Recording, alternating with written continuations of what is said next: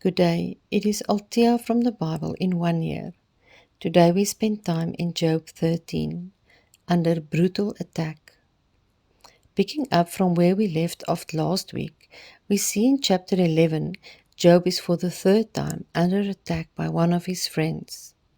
The first was from Eliphaz, and thereafter Bildad took a turn. Diplomatically, Eliphaz condemned Job. Bildad was straightforward in his judgment. Zophar is just brutal in his prosecution of Job.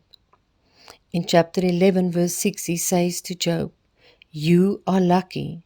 God has been merciful to you. You deserve more loss than you have already experienced." Zophar is upset with Job. How dare you question the sovereign God? Accept your fate. God's judgment is just. You deserve every bit that comes your way. Remember, Zophar is unaware of what happened in chapter 1 and 2, unaware that God himself said that Job is a righteous man. Now, in chapter 13, Job responds with frustration. "What you know, I know," he said. He asked them, "When God investigates you, will it be well with you? Will you be found blameless?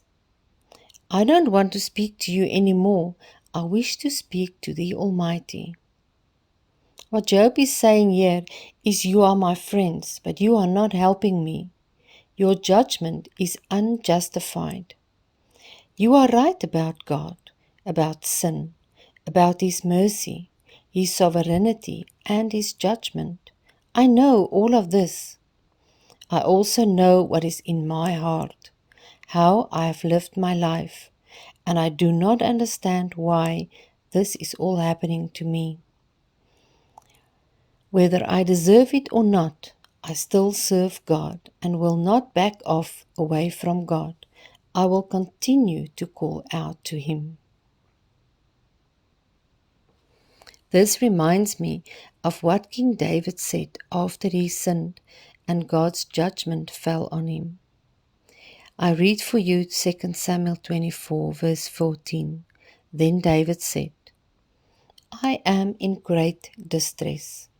Let us fall into the hands of the Lord, for His mercies are great. But do not let me fall into the hands of man."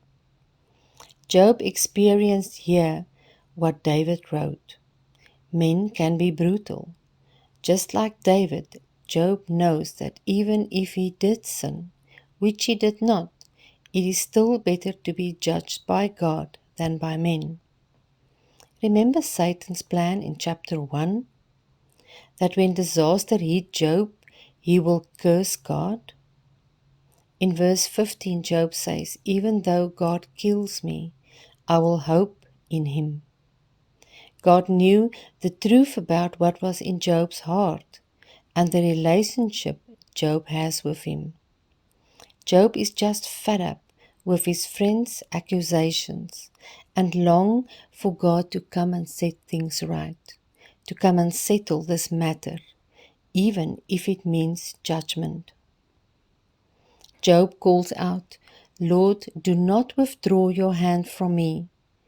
God, please stop this. I know this multitude of iniquities and sin. Please save me from this." He realized that through all of this, God is still supportive of him, and in God there is always hope. In John 3 verse 18 we read, "Whoever believes and has decided to trust in Him as personal Savior and Lord is not judged. For this one there is no judgment, no rejection, no condemnation." Job knows what the presence of God feels like. He also feels that the presence of God has left him. Therefore, in verse 22, he calls out to God. He longs for God to restore their relationship. Last week we read that he longs for a mediator. He did not know that God will one day send Jesus to be our mediator. Isn't this significant? Today we have the benefit of Job's prevailing prayer. We have Jesus as our mediator. In Galatians 3, verse 19, we read, "Why then the law? What was its purpose? It was added after the promise to Abram, to reveal to people their guilt because of transgressions, that is, to make people conscious of their sinfulness of sin. And the law was ordained through angels and delivered to Israel by the hand of the mediator, Moses, the mediator between God and Israel, to be in effect until the seed would come to whom the promise had been made." Job's 3 friends stands for the law that brings out the guilt on Job. Hebrew 8 verse 6 read, "But as it is, Christ has acquired a priestly ministry which is more excellent than the old Levitical priestly ministry, for he is the mediator, the arbiter of a better covenant, uniting God and man, which has been enacted and rests on better promises."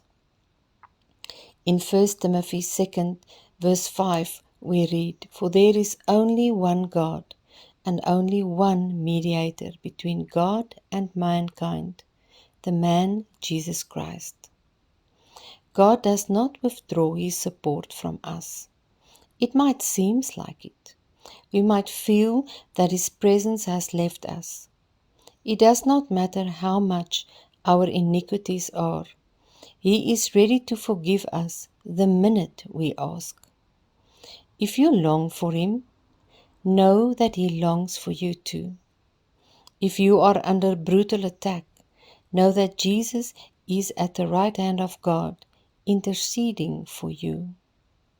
Your mediator, Jesus Christ, died so that you might be reconciled with God the Father. All you need to do is cry out and trust him. May you be blessed. Goodbye.